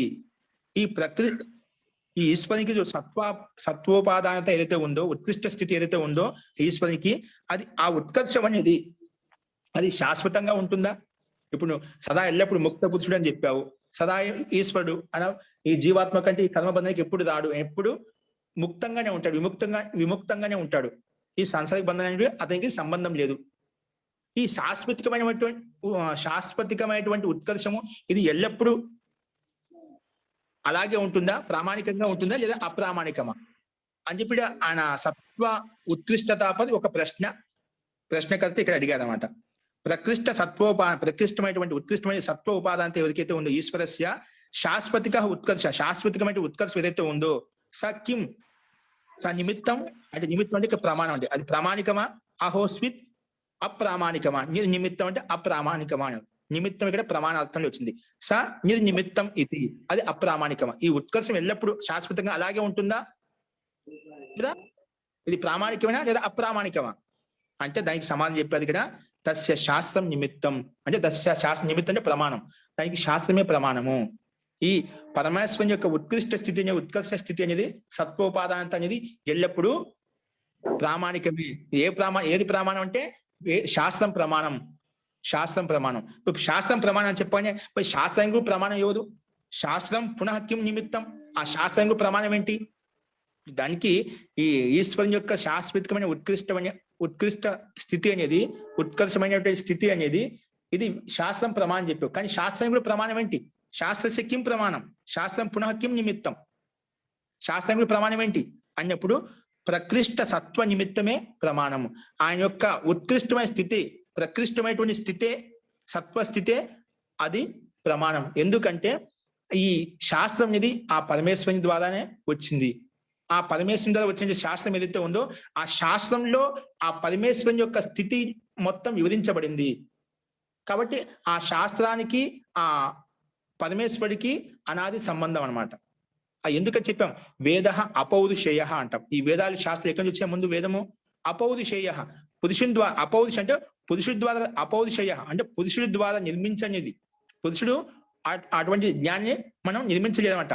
అపౌరుషేయ వేద అంటాం. ఈ పురుషాలు అపౌరుషేయం అంటే ఆ పరమాత్మ ఈశ్వరుని ద్వారా వచ్చినటువంటి. అప్పుడు ఆ పరమాత్మ ద్వారా వచ్చినప్పుడు అదే ప్రమాణం మనకు. ఈశ్వరుని యొక్క సత్తా, ఈశ్వరి యొక్క జ్ఞానం, అనంత జ్ఞానం, అనంత బలం, అనంత సామర్థ్యం మనకు ప్రమాణం. ఎందుకంటే ఆ పరమాత్మ ద్వారా వచ్చిన శాస్త్రాల్లో వాని గురించి నన్ను పొందాలి అంటే, నన్ను ఆ ముక్తిలోకి వెళ్ళాలంటే ఈ రకంగా ఉంటుంది, ఈ రకంగా ఉంటుంది అని మొత్తం విధి విధానం మనకు చెప్పారనమాట. కాబట్టి శాస్త్రం ప్రమాణం. శాస్త్రానికి ఏమంటే వాని యొక్క ఉత్కృష్ట స్థితే అది ప్రమాణము. ప్రమాణానికి ప్రమాణం ఉండదు, ఆయనే ప్రమాణం. ఇక్కడ ఆయన యొక్క సామర్థ్యం ఇదంతా బ్రహ్మాండం అంతా కనిపిస్తుంది. ఏ పురుషునికి సాధ్యం చెప్పండి? సంసారికంలో ఎవరైనా పురుషుడు చేయగలుగుతాడా? జీవాత్మ చేయగలుగుతుందా? ఆ సామర్థ్యం ఈ ప్రకృతికి ప్రత్యక్షంగా కనిపించేటువంటి బ్రహ్మాండమే ఆయనకు ఉత్కర్ష శక్తి ఏదైతే కనిపిస్తుందో అదే ప్రమాణము. అందుకే ఇక్కడ ప్రకృష్ట సత్వ నిమిత్తమే ప్రమాణం. ఆయన యొక్క ప్రకృష్టమైన ఉత్కృష్టమైన సత్వ నిమిత్తం ఏదైతే ఉందో అదే ప్రమాణం మనకు. అదే విషయం చెప్పాడు ఇక్కడ. ఏతయోహో శాస్త్ర ఉత్కర్షయో ఈశ్వర సత్వే వర్తమానయో అనాది సంబంధ. ఏతయో అంటే శాస్త్రము ఈ ఉత్కర్షం ఏదైతే ఉందో పరమాత్మ యొక్క ప్రకృష్ట సత్వస్థితి ఏదైతే ఉందని ఉత్కర్షం అని చెప్పాం. ఈ శాస్త్రము ఈ ఉత్కర్షం స్థితి ఏదైతే ఉందో ఈశ్వరుని అస్తిత్వంలో ఈశ్వరుడు ఉన్నాడని చెప్పడంలో ఈశ్వర అస్తిత్వ వర్తమాన అనాది సంబంధ. ఈ శాస్త్రానికి ఈ ఈశ్వర సత్వ ఉపాదానం ఏదైతే ఉందో దానికి శాశ్వత సంబంధము. ఎందుకంటే ఈశ్వరుని ద్వారా ఈ శాస్త్రం ఉత్పన్నమైంది. ఆ శాస్త్రం కూడా ఈశ్వరుని గురించి చెప్తున్నమాట. వేదాల యొక్క 4 వేదాల యొక్క సారాంశం కూడా ఈశ్వరు యొక్క తత్వాన్ని తెలుసుకోవడమే ముఖ్య ప్రయోజనము. మానవ యొక్క జీవాత్మ యొక్క ముఖ్య లక్షణం ఏంటి? ఈశ్వరుని తెలుసుకోవడమే, ముక్తిని తెలుసుకోవడమే, అతని యొక్క స్వరూపాన్ని తెలుసుకోవడమే మనకు బోధిస్తున్నాయి. అందుకే ఆ ఈశ్వరుని ద్వారా ప్రదత్తమైన శాస్త్రం ఏదైతే ఉందో, వేద శాస్త్రం ఏదైతే ఉందో వీటికి అనాది సంబంధము. ఇది ఇప్పటిది కాదు, అన్ని కాలంలో కూడా ఇదే ఉంటుందన్నమాట. కాబట్టి ఏతయో అంటే శాస్త్ర ఉత్కర్షయో ఈశ్వర సత్వ, ఈ రెండు ఈశ్వర అస్తిత్వంలో వర్తమాన అనాది సంబంధ, వీటి రెండింటికి అనాది సంబంధం అంట. ఎందుకంటే ఏతస్మాత్ ఏతద్భవతి, అందుకని ఎందుకంటే ఏతస్మాత్ అంటే ఈ శాస్త్రం ద్వారా ఏతస్మాత్ ఏతద్భవతి సదైవ ఈశ్వర సదైవ ముక్త ఇది. అంటే ఈ శాస్త్రం ద్వారా మనకు తెలిసిన పరమాత్మ సదైవ ముక్త పురుషుడు. ఇప్పుడు చెప్పినాం క్లేశ కర్మ విపాక అపరామృష్ట పురుష విశేష ఈశ్వర అని చెప్పి. ఈ కర్మబంధానికి సంబంధించినటువంటి వాడు ఎటువంటి ఆ బంధానికి లోన్ కానిటువంటి వాడు ఆ పరమేశ్వరుడు అని చెప్పుకున్నామట. అందుకే ఏ తస్మాత్ ఏతద్భవతి సదైవ ఈశ్వర సదైవ ముక్త అని చెప్పుకున్నాము. ఎందుకు? తస్య ఐశ్వర్యం సామ్య అతిశయ వినిర్ముక్తం. ఎందుకంటే తస్య ఐశ్వర్యం, ఆ పరమేశ్వరుని యొక్క ఐశ్వర్యం అనేది సామ్య, అతని కంటే ఆ పరమేశ్వరునికి సమానంగా, సామ్యం అంటే సమానంగా, అతిశయ అంటే ఆ పరమాత్మ కంటే ఎక్కువ అతిశయం, అతి శక్తి సామర్థ్యం, ఉత్కృష్టత అనేది వినిర్ముక్తం ఎక్కడకు లేదు. ఆ పరమాత్మకి ఉత్కృష్టత ఏదైతే ఉందో దానికి సమానంగా కానీ దానికి ఎక్కువ కానీ ఎక్కడ కూడా లేదు. అందుకే తస్య ఐశ్వర్యం, ఆ పరమేశ్వరుని యొక్క ఐశ్వర్యానికి సామ్య అతిశయ వినిర్ముక్తం, సామ్యంగా సమానంగా కానీ ఆ పరమాత్మ కంటే ఎక్కువ శక్తి సామర్థ్యం ఎక్కువ కానీ ఎక్కడ వినిర్ముక్తం ఎక్కడ లేదు. నా తావద్ ఐశ్వర్యాంతరైన తద్ అతిశయ్యతే. నా తావద్ ఐశ్వర్యాంతరైన తద్ అతిశయ్యతే అంటే అన్య ఐశ్వర్యం చేత, అన్య ఉత్కృష్టత చేత తద్ అతిశయ్యతే, ఆ ఐశ్వర్యం యొక్క ఐశ్వర్యము అది తక్కువ చేయబడదు. అంటే అది ఉల్లంఘించలేదు అనమాట. అంటే అన్య ఐశ్వర్యం ఉంటే అదే అతిశయం అన్నమాట, దానికి సమానంగా లేదు, అంతకన్నా ఎక్కువ లేదు. అందుకే చెప్పాడు నా తావద్ ఐశ్వర్యాంతరైన, వేరే ఐశ్వర్యంతో తద్ అతిశయ్యతే, దాన్ని అతిశయించడానికి ఏది లేదు, రెండో ఐశ్వర్యం లేదు, అదే అత్యంత అతిశయం అన్నమాట. అదే అత్యంత ఉత్కృష్టమైన స్థితి ఆ పరమాత్మదే. ఆ పరమాత్మ కంటే సమానమైన వాడు, అంతకంటే వేరే ఎక్కువ సామర్థ్యం కలిగిన ఎవరు లేదు, పరమాత్మ ఒకడే. అందుకే చెప్పేది ఇందుకోసమే. నా తావద్ ఐశ్వర్యాంతరి, వేరే ఐశ్వర్యం చేత తద్ అతిశయతే, అది అతిశయింపబడదు, అలాగే ఉంటుంది. అతనికంటే అత్యంత అతిశయం ఏది లేదు. అందుకే నా తావద్ ఐశ్వర్యం అంతరేనా, వేరే ఐశ్వర్యంతో తద్ అతిశయతే, అతిశయించబడదు. ఎందుకంటే యద్ ఏవ అతిశయీ స్యాత్ తదేవ తత్ స్యాత్, ఏదైతే అత్యంత అతిశయంగా ఉందో తదేవ తత్ స్యాత్, ఎందుకంటే అదే అతిశయి. అతనికంటే అతిశయము సమానంగా కానీ అంతకన్నా ఎక్కువ కానీ ఎవరు లేదు, ఆయనకు సమానంగా కూడా ఎవరు కాలేదు ఎప్పుడు కూడా. ఒకటి గుర్తుపెట్టుకోండి, ఆ జీవాత్మ కూడా పరమాత్మకు ఎప్పుడు సమానంగా కాలేదు. ముక్తాత్మలో ఉన్నంతసేపు అది పరమాత్మ యొక్క ఆనంద లీయమై ఉంటుందే కానీ తర్వాత ఆ పరమాత్మకు సమానంగా ఎప్పుడు కూడా కాలేదు. కాబట్టి యదేవ అతిశయి స్యాత్ తదేవ తత్ స్యాత్, అంటే ఏదైతే అత్యంత అతిశయంగా ఉంటుందో తదేవ తత్ స్యాత్, అదే పరమాత్మ, అదే ఈశ్వరుడు అని చెప్పి మనం అర్థం చేసుకోవాలి. వానికంటే సమానంగానే అంతకన్నా ఎక్కువ అతిశయంగా ఉన్నవాడిని ఎవరు లేరు. అందుకే తస్మాత్ యత్ర కాష్ట ప్రాప్తి ఐశ్వర్యస్య స ఈశ్వరః. తస్మాత్ యత్ర కాష్ట ప్రాప్తి ఐశ్వర్యస్య స ఈశ్వరః. అందువల్లనే అత్యంత కాష్ట ప్రాప్తి అంటే ఇంకా ఐశ్వర్యకి అత్యంత చరమసీమ, అంటే ఆ పరమాత్మ కంటే ఎక్కువ ఎవరు లేదనమాట. కాష్ట అంటే చరమసీమ ఎక్కడైతే ఉందో, కాష్ట ప్రాప్తి ఐశ్వర్య, ఆయన యొక్క ఐశ్వర్యానికి చరమసీమ అంటే అంతకనే ముందు ఎవరు కానీ సమానంగా కానీ అంతకన్నా ఎక్కువ కానీ ఎవరు లేదు. ఈశ్వరస్య ఎత్ర కాష్ట ప్రాప్తి ఈశ్వరికి కాష్ట ప్రాప్తి ఎక్కడైతే ఉందో, చరమసీమ ఎక్కడైతే ఉందో స ఈశ్వరః, అతడే ఈశ్వరుడు. అతని కంటే ఎక్కువ ఐశ్వర్యం ఇంకా ఎవరిలో ఎక్కడ లేదు కూడా. కాబట్టి స ఏవ ఈశ్వరః, స ఈశ్వరః అని చెప్పి మనం చెప్పుకున్నాం. కాష్ట ప్రాప్తి ఎక్కడైతే ఉందో ఈశ్వరికి తదేవ ఈశ్వరః, స ఈశ్వరః అని చెప్పుకున్నాం. నచ తత్ సమానం ఐశ్వర్యం అస్తి, దానికి సమానంగా ఎటువంటి ఐశ్వర్యం లేదంట. ఇది స్పష్టంగా చెప్తున్నారు మహర్షి వ్యాస ఇక్కడ. నచ తత్ సమానం ఐశ్వర్యం అస్తి, ఆ పరమేశ్వరికి ఆ ఈశ్వరికి సమానమైనటువంటి ఐశ్వర్యం ఎవరిలో కూడా లేదు. నచ తత్ సమానం, ఆ పరమేశ్వరికి సమానమైన ఐశ్వర్యం ఇంకా ఎవరి లేదు. అత్యంత అతిశయ ఉత్కృష్టమైన స్థితి ఆ ఐశ్వర్యం అనేది ఆ పరమాత్మకే సొంతం అది. కాబట్టి నాచ తత్ సమానమైనటువంటి ఐశ్వర్యం నాస్తి, నా శబ్దం ముందు ఇచ్చాడు. నాచ తత్ సమానం ఐశ్వర్యం అస్తి, సమానమైనటువంటి ఐశ్వర్యం లేదు. కస్మాత్ ఎందుకు లేదు? ద్వయోః తుల్యయోః ఏకస్మిన్ యుగపత్ కామితే అర్థే నవం ఇదమస్తు పురాణం ఇదమస్తు ఇతి ఏకస్య సిద్ధౌ ఇతరస్య ప్రాకామ్య విఘాతాత్ ఊనత్వం ప్రసక్తం. ఒకవేళ అలా ఉన్నారనుకోండి, ఇద్దరు మనకు ఆ ఈశ్వరికి సమానమైనటువంటి అన్య ఐశ్వర్యం కూడా ఉందనుకోండి, అప్పుడు ఒకేసారి ఒక భక్తుడు దాన్ని కావాలని కోరుకున్నప్పుడు, ప్రాఖ్యామి చెప్పి కావాలనుకున్నప్పుడు ద్వయోః తుల్యయోః ఏకస్మిన్ యుగపత్ కామితే అర్థే, అంటే రెండు ఐశ్వర్యం సమానంగా ఉన్నాయనుకోండి, అంటే రెండుకి ఐశ్వర్యం సమానంగా ఉంది. ద్వయోః తుల్యయోః సమానయోః ఏకస్మిన్ ఒకేసారి యుగపత్ కామితే అర్థే, ఒకేసారి మనకు కావాలనుకున్నప్పుడు నవం ఇదమస్తు పురాణం ఇదమస్తు ఇది ఏకస్య సిద్ధౌ, ఒకేసారి రెండు వస్తువులు మనం కావాలని కోరుకోలేమంట. ఒకే వస్తువులు, ఒకే సత్తాలు, ఒకే ఐశ్వర్యం, నాకు ఇది కాదు. ఒకటి వచ్చినామంటే రెండు ఆటోమేటిక్ తక్కువ అయిపోతుంది. ఇప్పుడు ఇద్దరు ఐశ్వర్యం సమానంగా ఉందనుకోండి, ఇప్పుడు ఇక్కడ ఐశ్వర్యం గురించి మనం కోరుకున్నాం అనుకోండి, తర్వాత ఏదైతే ఉందో అది ఊనత్వం వస్తుంది. అంటే ముందు అక్కడికి వెళ్ళామంటే తక్కువ అని తెలిసిపోతున్నాం, ఊనత్వం వస్తుందన్నమాట. అందుకే యుగపత్ ఏకస్మిన్ యుగపత్ కామితే, ఒకే విషయ వస్తువులో ఒకేసారి యుగపత్ వెంటనే కామితే ఇష్టపడినప్పుడు నవం ఇదమస్తు పురాణం ఇదమస్తు, ఇది పురాతనమైంది, ఇది నూతనమైంది. నవం ఇదమస్తు, ఇది నూతనమైంది. పురాణం ఇదమస్తు, ఇది పురాతనమైంది. ఈ ఏకస్య అంటే ఒకే వస్తువులో ఇది నూతనమైంది, ఇది పురాతనమైంది. ఒకే విషయం, ఒకే వస్తువులు, ఒకే పదార్థంలో ఇలా భేదం వచ్చేస్తుందన్నమాట. ఇది నూతనమైంది, ఇది పదార్థమైంది అనేది స్థితి ఏకస్య సిద్ధౌ ఇతరస్య ప్రాకామ్య విఘాతాత్ ఊనత్వం ప్రసక్తం. ఇప్పుడు ఒకే వస్తువులో రెండు తత్వాలు ఒకేసారి నిర్ధారించబడవు. ఇది పురాతనమైంది, ఇది నూతనమైంది అలా చెప్పబడవు. ఒకే పదార్థంలో ఒకటే, ఇది పురాతనమైనది చెప్తాం, లేదు నూతనమైనది చెప్తాం, ఏదో ఒకటే చెప్తాం అన్నమాట. అలాగా ఒకే దాంట్లో ఒకటి నిర్ధారించుకున్నాం అనుకోండి, రెండు ఆటోమేటిక్ గా విఘాతం ఖండించబడుతుంది. ఇది పురాతనమైందని అనుకోండి, అది నూతనమైనది ఖండించబడుతుంది. ఇది నూతనమైందని చెప్పిన పురాతనమే ఖండించబడుతుంది. అంటే ఒక పదార్థంలో ఒకేసారి ఒకే తత్వం ఉంటుంది, రెండు తత్వాలు ఉండవు. అందుకే విఘాతం అవుతుంది. ఒకటి సిద్ధించినందుకు రెండోది ఆటోమేటిక్ గా విఘాతం వలన ఊనత్వం, ఇది తక్కువ అని తెలిసిపోతుంది. అలాంటి స్థితి ఉంటుందన్నమాట. అందుకే ఇది ద్వయోశ్చ తుల్యయో యుగపత్ కామితార్థ ప్రాప్తి నాస్తి. రెండు ఒకే పదార్థంలో ఒకేసారి ఆ పదార్థంలో రెండు తత్వాలు ఎప్పుడు కూడా ఉండవు. అందుకే చెప్తున్నాడు ద్వయోహు తుల్యయోహు యుగపత్, ఒకేసారి కావాలి కామితార్థ ప్రాప్తి నాస్తి. మనకు కావాలనుకున్న వస్తువు ఒకేసారి ఒకే వస్తువులో ఒకే పదార్థంలో కాదు, అది సంభవించదు. ప్రాప్తి నాస్తి, పొందలేము. ఎందుకు? అర్థస్య విరుద్ధత్వాత్. ఇప్పుడు ఒకే పరమాత్మలో నాకు రెండు పరమాత్మలను భావించామనుకోండి, అప్పుడు ఏదో ఒక పరమాత్మ ఇక్కడ ఒక చోట ముందు పరమాత్మని ఇష్టపడాలి, కావాలని కోరుకోవాలి. అప్పుడు రెండు ఉన్నప్పుడు ఏది పురాతనం, ఏది నూతనం, ఏది ఇస్తుంది మనకు?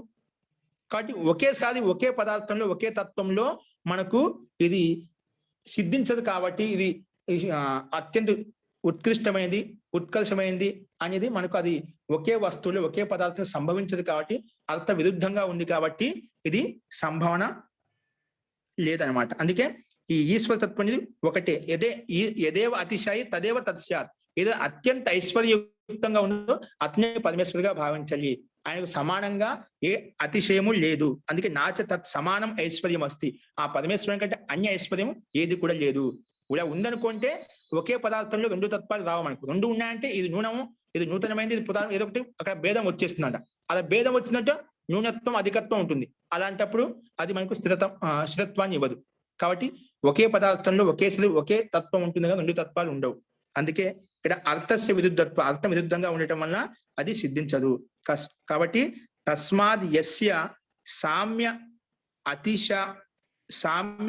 అతిశయ వినిర్ముక్తం ఐశ్వర్యం స ఏవ ఈశ్వరః. తస్మాద్ యస్య సామ్య అతిశయైః వినిర్ముక్తం ఐశ్వర్యం స ఏవ ఈశ్వరః.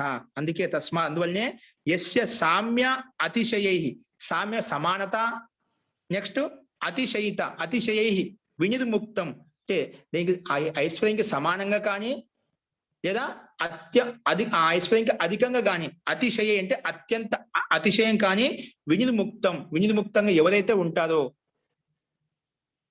ఎవరికైతే ఆ ఐశ్వర్యం ఉంటుందో స ఏవ ఈశ్వర, అతన్ని ఈశ్వరునిగా భావించాలి. ఎక్కడ రెండు ఐశ్వర్యాలు ఉంటే అక్కడ అతిశయం లేదు. కాబట్టి ఇవన్నీ జీవాత్మలో ఉంటాయి. జీవాత్మనే కొంచెం ఐశ్వర్యం, కొంచెం న్యూనాధిక్యం ఉంటుంది. ఇప్పుడు ఋషి అంటాం, పరమర్షి అంటాం. ఋషి పరమర్షి ఎందుకు వచ్చాయండి? వాళ్ళు ఉన్న గుణాధిక్యం వల్ల ఒక్కొక్కరు అంటే కొన్ని గుణాలు ఎక్కువగా ఉంటాయి, కొన్నిలో గుణాలు తక్కువగా ఉంటాయి. ఋషిత్వం ఉంది, సమానత ఉంది, కానీ కొన్ని ఋషి అని కొన్ని పరమర్శి అని చెప్పి వాళ్ళ యొక్క గుణాలను బట్టి కొంచెం న్యూనాధిక్యం ఉంటుంది. కానీ పరమాత్మలో అలాంటి న్యూనాధిక్యం ఉండదు. అది అందుకే సామ్య అతిశయై వినిర్ముక్తం, సమానత అధిక్ అని ఎక్కువ అని చెప్పి ఆ పరమేశ్వరుని యొక్క ఐశ్వర్యం కంటే ఎక్కువ అతిశయం అనేది ఎవరిలో ఉండదు, ఏ జీవాత్మకు ఉండదు. ఆ జీవాత్మకు వేరే తత్వం కూడా వేది ఉండదు. అందుకే సామ్య అతిశయ వినిర్ముక్తం ఐశ్వర్యం స ఏవ ఈశ్వర, అతడే ఈశ్వరుడుగా పరిగణించాలి. సచ పురుష అతడే పురుష విశేషుడు, పురుషంలో విశిష్టమైనటువంటి వాడు, అతడే పరమేశ్వరుడు, అతడే ఈశ్వరుడు అని చెప్పాను. అతడే సచ పురుష విశేష ఇది, అతడే పురుష విశేషమైనటువంటి వాడు, అతనే ఈశ్వరుడిగా చెప్పాము. ఇది క్లేశ కర్మ విపాకాశై అపరామృష్ట పురుష విశేష. పురుష విశేష ఎవరు? ఆ ఈశ్వరుడు. ఇటువంటి క్లేశ కర్మ విపాక ఆశయాలతోటి వెళ్తే అపరామరిష్టంగా ఉంటాడు, సంబంధం లేకుండా ఉంటారో అతనే పురుష విశిష్టమైనటువంటి వారు అని చెప్పి చెప్పుకున్నాము. అతన్ని ఈశ్వరునిగా పరిగణించాలి. ఆయనలో ఆ పరమేశ్వరికి ఐశ్వర్యానికి తగ్గట్టుగా ఎవరు సమానంగా కానీ అతనికి ఎక్కువ లేదు. అటువంటి లక్షణాలు, అటువంటి గుణాలు ఎవరైతే ఉన్నాయో వారిని ఈశ్వరునిగా భావించి వారికి స్తుతి ప్రార్థన చేయడం వలన, ఆ ఈశ్వరుని ప్రణిధానం చేయడం వలన అందరికంటే సర్వోత్కృష్టమైన వాడు, అతనికంటే సర్వోత్కృష్టమైనటువంటి వ్యక్తి ఇంకా జీవాత్మ ఏదైనా పుణ్యాత్మగా ఇంకెవరు ఉండదు. ఆయన అంతిమ తత్వము, ఆయనే అత్యంత శ్రేష్టమైనటువంటి, అత్యంత అనంత బల గుణ సామర్థ్యాలు కలిగినటువంటి ఆ పరమేశ్వరుడు ఒక్కరే అని చెప్పి ఆయన ఆరాధించడం వలన, ఈశ్వర ప్రణిధానం చేయడం వలన మనకు సమాధి లాభము, సమాధి ఫలం అనేది త్వరగా కలుగుతాయి అని చెప్పి ఈ వ్యాస భాషలో కూడా మహర్షి పతంజలి కూడా ఈ రకంగా మనకు చెప్పారు. ఇప్పుడు ఇందులో ఎవరికైనా సందేహాలు అంటే చెప్పండి. జీ లలితావాణి గారు.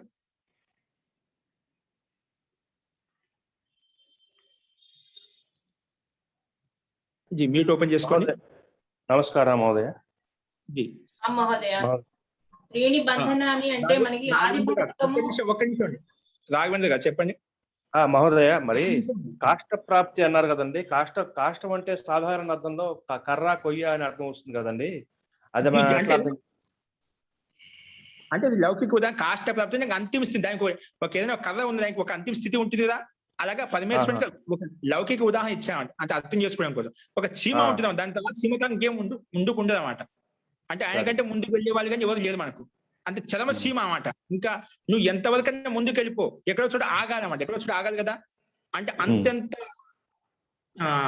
అనంత జ్ఞానంలోకి వెళ్తే ఆ సీమ, ఒక సీమ ఉంటుంది. ఇప్పుడు ఒక సంఖ్య చెప్పుకుంటూ పోతాం మనం, సంఖ్యల్లో మహాశంఖం అని చెప్పి వదిలేసాం.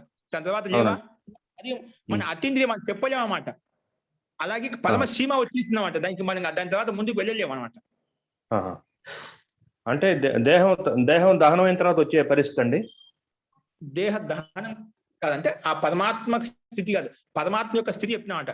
అత్యంత సామర్థ్య ఐశ్వర్యం కలిగినటువంటి వారు ఆ చరమసీమ. ఆ పరమాత్మకి సమానమైనటువంటి వారు, అతిశయమైన ఐశ్వర్యం కలిగినటువంటి ఇంకెవరు లేదు. ఆయనది అత్యంత చరమసీమ. ఆయన కలిగి చరమసీమ కలిగి ముందుకెళ్ళిన వాళ్ళు ఎవరు లేదు. అర్థమైంది సార్. ధన్యవాదాలు. ఒక విషయం చెప్తున్నాను ఇక్కడ, చెప్పండి సార్. పురుషుని యొక్క స్వరూపం ఎలా ఉంది, జీవాత్మకి ఇవన్నీ చెందుతాయి, పరమాత్మని ఇవన్నీ ఉండవని చెప్పి మనం తులన చేసి చెప్తున్నాం అనమాట. అర్థమైంది మహోదయ, అర్థమైంది. ధన్యవాదాలు. ఓకే జీ. ఇంకా అండి లలితావాణి గారు. మహోదయ, ఆది భౌతికము ఆధ్యాత్మికం అవే కదండి త్రీడి బంధనాన్ని అంటే? ఆ బంధనాలండి, అంతేగాని సత్వరజ తమో గుణాలు కాదు. నేను అవన్నీ ఉన్నంతసేపు అవి కర్మబంధాలు వస్తుంటాయి అన్నమాట. ఇవి ఉంటాయి అన్నమాట. ఇవి సత్వగుణము, రజోగుణము ఉండటం వల్లనే ఇవన్నీ ఆధ్యాత్మికం, ఆదాయకం, ఈ మూడు కర్మ దుఃఖాలు వస్తున్నాయి అన్నమాట. అవి ముఖ్య నిమిత్తం. అవి ఎప్పుడు నిరోధించబడతాయి? అసంప్రదాయ సమాజంలోకి వెళ్ళినప్పుడు అవి నిరోధించబడతాయి అన్నమాట. అందుకే పురుషఖ్యాతి గుణ వైతృష్టి అని చెప్పే పరమ వైరాగ్యం వెళ్ళినప్పుడు ఆ గుణాలు వెళ్ళిపోతాయి అన్నమాట. ముందు మనం సంప్రదాయ సమాజం వరకు ఆత్మ సాక్షాత్కారం పొందేంత వరకు ఈ గుణాలు మనకు సహాయపడతాయి. నువ్వు దానికి దాటుకొని ముందుకు వెళ్ళిపోతే అప్పుడు దాన్ని వదిలేసి ముందుకు వెళ్ళిపోతావు అనమాట.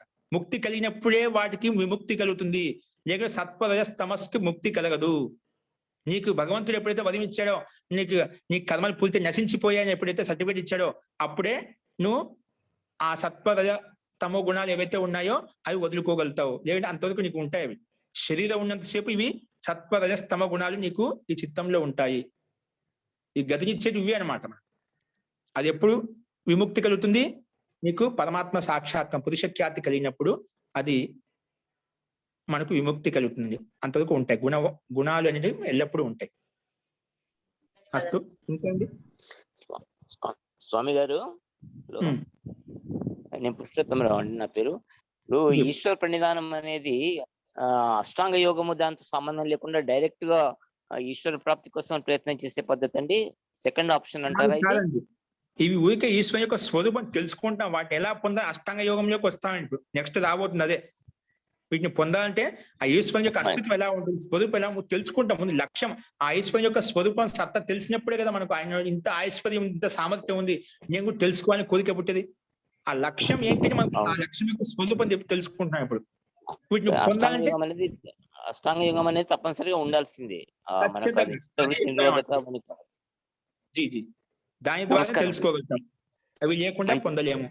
నెక్స్ట్ సాధనా పాదంలో అదే వస్తుంది మనకి. థ్యాంక్ యూ గురుగారు. ఇది ఉత్కృష్ట స్థితి చూపిస్తుంది. పరమాత్మ యొక్క జీవాత్మ యొక్క ఉత్కృష్ట స్థితి ఎలా ఉంటుంది ఒక పరిచయం. జీ నెక్స్ట్ అండి. మహోదయ, చెప్పండి సుమంగళి గారు.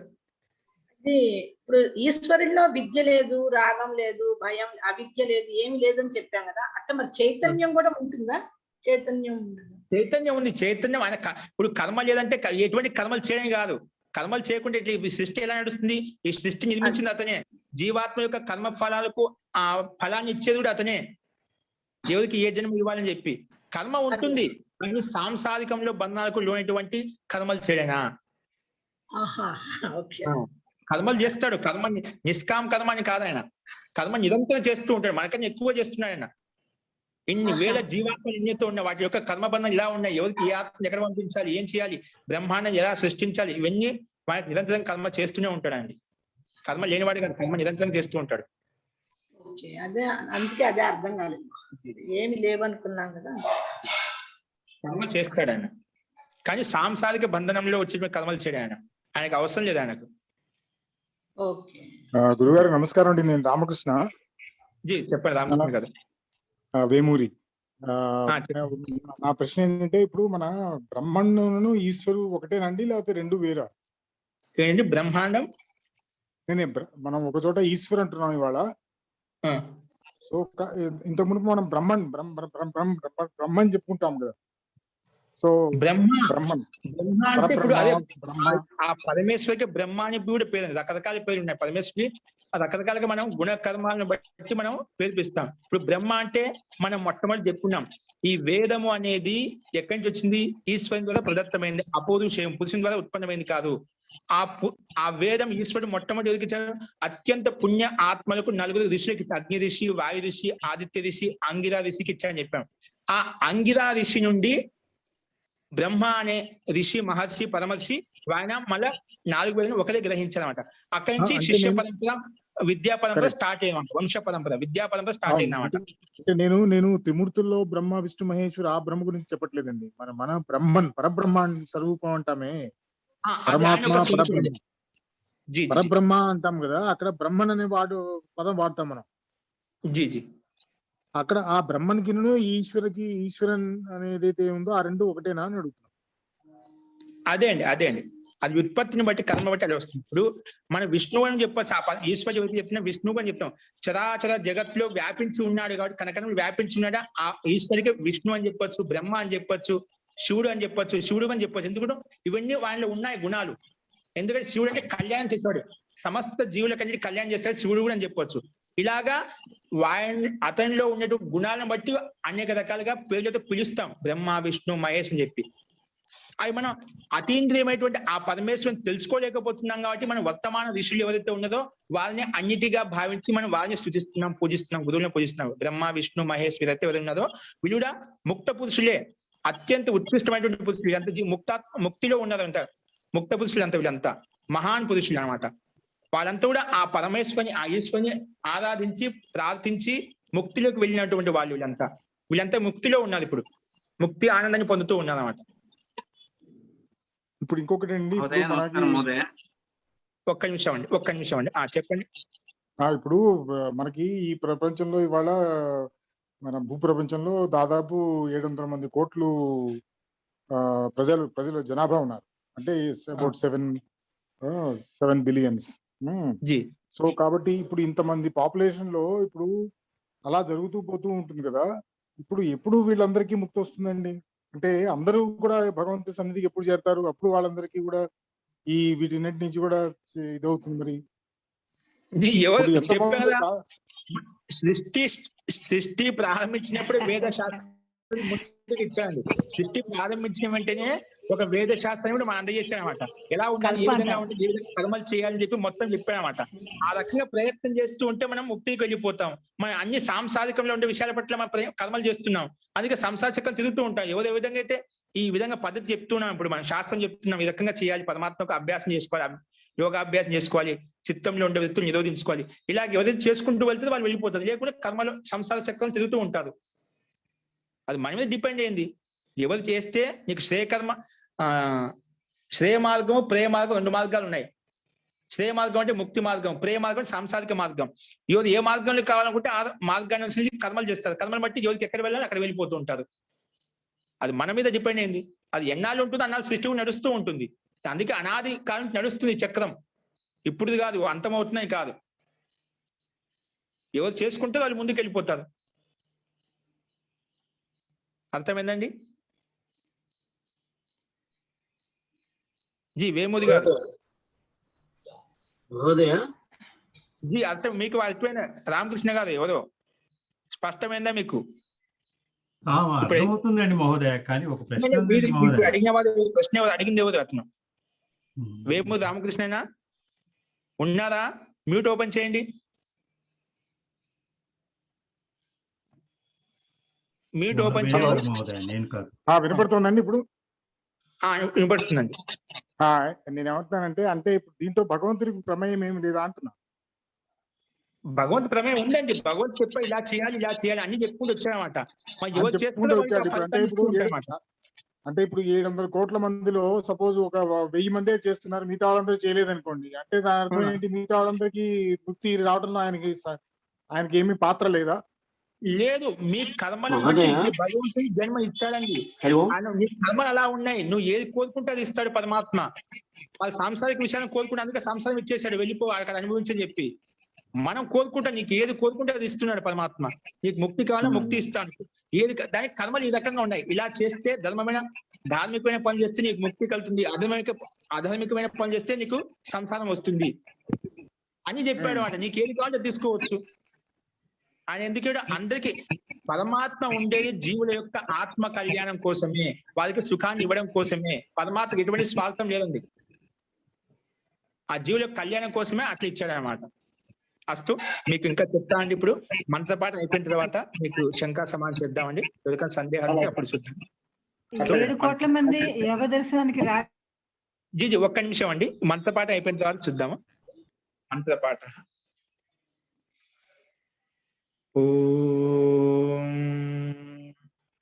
సర్వే భవంతు సుఖినః, సర్వే సంతు నిరామయాః, సర్వే భద్రాణి పశ్యంతు, మా కశ్చిద్ దుఃఖ భాగ్ భవేత్. ఓం శాంతి శాంతి శాంతి. సర్వేభ్యో నమః. అందరికీ నమస్కారం అండి.